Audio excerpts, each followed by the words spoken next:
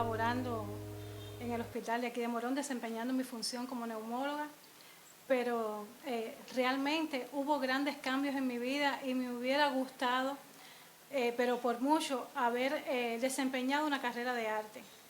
Esa fue mi primera opción cuando estaba en el pre de Ciencias Exactas, en 12 grados, pero por un fatalismo geográfico no pudo ser. Pero tengo mis ancestros también, mi abuelo era médico, muy buen médico, muy nombrado en este municipio, en la provincia, que pienso que de alguna forma heredé, o sea, obtuve ese legado por parte de él, y no es por nada, pero no me considero mala médico. Se busca una mujer de palabra elocuente. Mi etapa de estudio fue difícil. Yo pienso que toda etapa, a ver, cada vez que hay una etapa, ya dígase universidad, posgrado, siempre lleva un reto y exige un sacrificio. Y no fue la excepción, y mucho menos en aquella época donde estaba el periodo especial.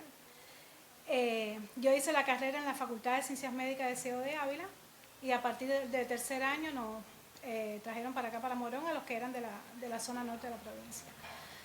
Esos años de estudio muy difíciles, imagínense el transporte, la beca, la alimentación, en definitiva todo lo que acarrió el periodo especial en aquella época.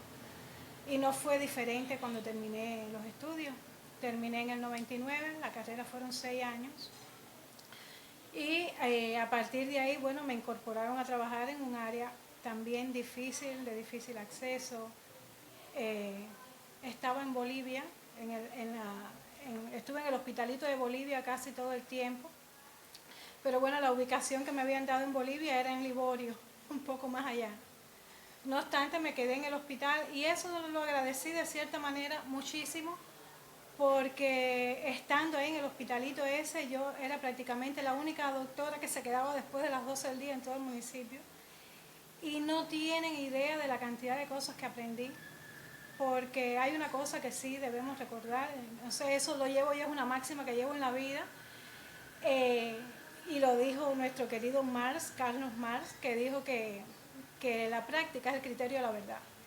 Y en el momento tú puedes tener una teoría espectacular, que si tú no tienes una práctica buena, tú no vas a confirmar nunca esa teoría, nunca vas a llevar a práctica eso. Y eso fue, yo creo que la parte inicial de mi trabajo, lo que me llevó a lo que actualmente soy en estos momentos.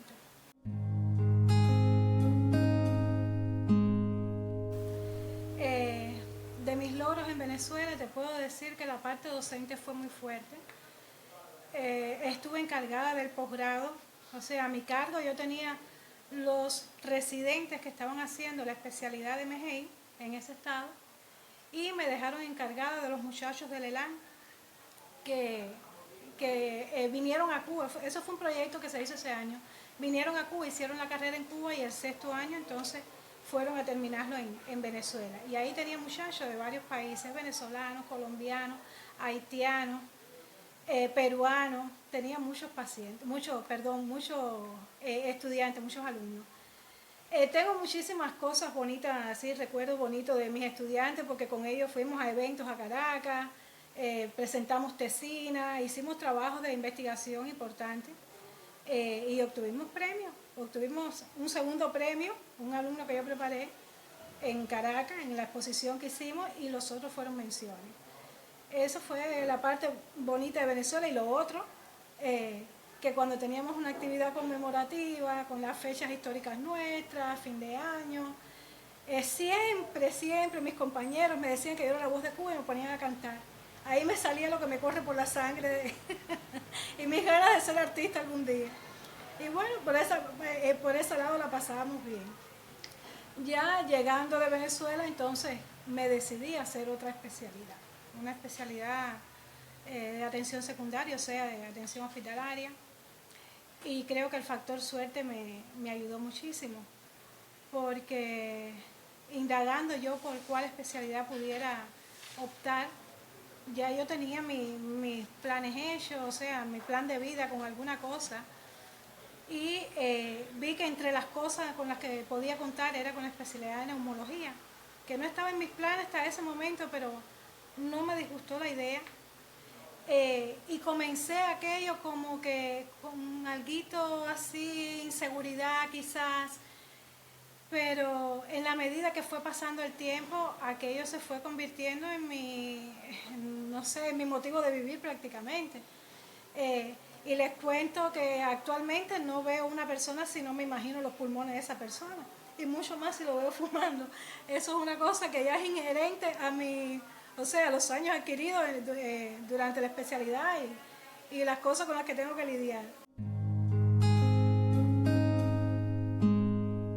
Durante mi trabajo he tenido experiencias maravillosas con mis pacientes. Nosotros llegamos a establecer un rapport que parecemos prácticamente de familia. Generalmente el criterio que tienen ellos cuando me ven es que soy una pesada. Soy qué pesada, qué cara de pesada tiene esta mujer. Hasta que interactúan conmigo en la consulta. A ver, no creo que sea mejor que nadie ni nada, pero por lo menos trato de darle confianza a mi paciente, que se sienta que está en su casa o que se sienta en aquella confianza de incluso decirme algo hasta que no tenga que ver con su enfermedad. Pero nosotros tenemos que ver a los pacientes desde el punto biopsicosocial. Si nosotros vemos a un paciente y vemos nada más la parte de la enfermedad y no tenemos en cuenta otras cosas sociales, psicológicas que pudieran estarlo afectando e incluso pudieran estar incidiendo en su enfermedad, no seríamos nada, no pudiéramos llegar a ningún logro, no pudiéramos tener puntos del lado de acá, como decimos. Y actualmente tengo muchísimos pacientes que me visitan en mi casa incluso, y ya ellos se sienten como si fueran de mi casa. Ellos van para allá y se sienten y me hacen cuentos, me dicen muchísimas cosas. Trato de utilizar mi sentido del humor. El COVID, jamás me imaginé yo que me iba a enfrentar a semejante cosa.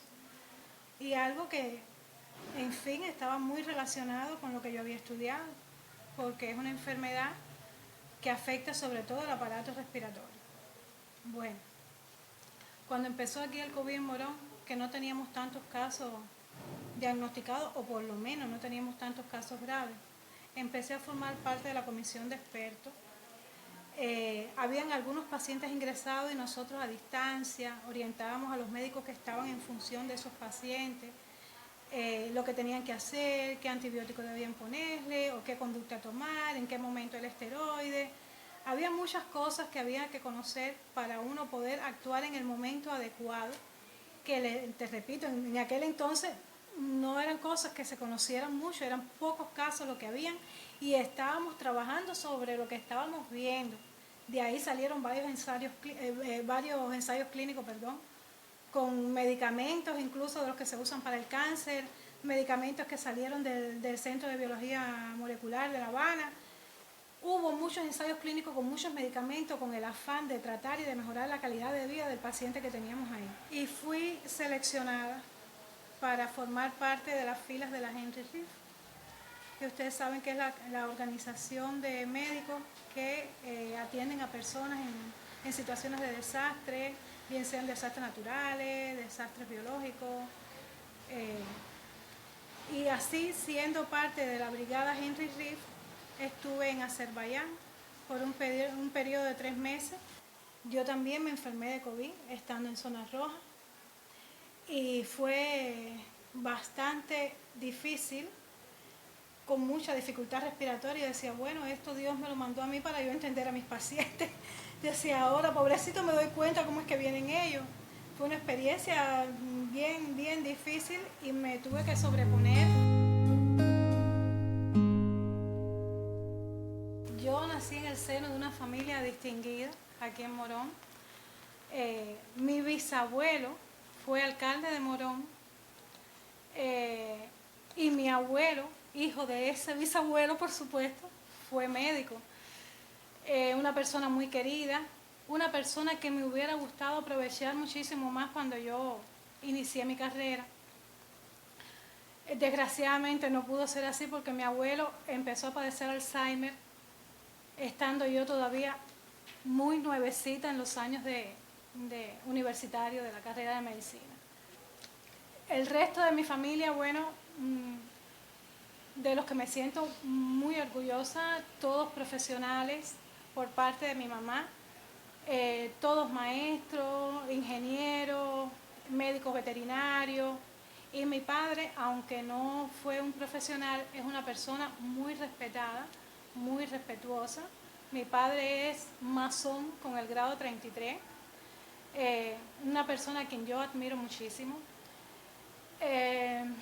Tengo mis hermanos, mi hija, que es mi razón de ser, y todos en los momentos difíciles de mi vida me han apoyado muchísimo. Imagínate, cada vez que voy a salir de misión, que voy a un evento, que voy a alguna cosa, ¿con quién voy a contar? Es con mi familia con quien tengo que contar.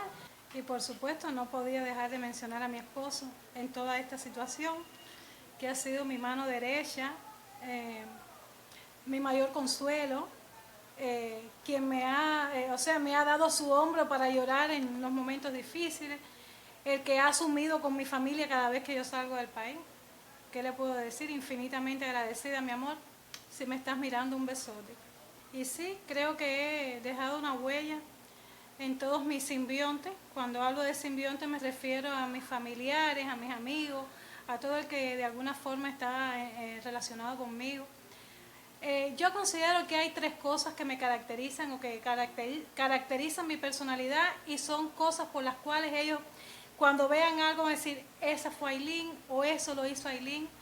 Número 1, me considero una persona muy perseverante. Para mí no hay un no, y esto lo pongo en práctica con mis pacientes, con mis amigos. Si yo veo que yo puedo resolver algo y hay algo que me cierra, no, pero si usted me está diciendo que no, ¿a quién tengo que ver entonces para que me diga que sí? ¿O en qué lado podemos resolver esto? Y si aquí no es, ¿cómo podemos hacer? Yo soy de ese tipo de persona. Número 2, la sinceridad. No soporto las mentiras, ni tampoco le digo mentira a nadie. No prometo nada que no esté en mis manos. A ver, yo soy incapaz de decirle a alguien, ven tal día que yo te voy a atender, y yo no estar ahí. O vamos a hacer tal cosa y que no sea, o sea, que no sea de mis manos que salga. Eso es una cosa que yo no pudiera prometer nunca. Y lo otro, por lo que ellos sí me van a conocer mucho, mucho, es por mi sentido del humor. Siempre un cuento, siempre una sonrisa, siempre algo que los motive a visitarme otra vez y a seguir en esa relación. Una mujer se despeña y a contraviento me devuelve todo el aliento y la fuerza que se me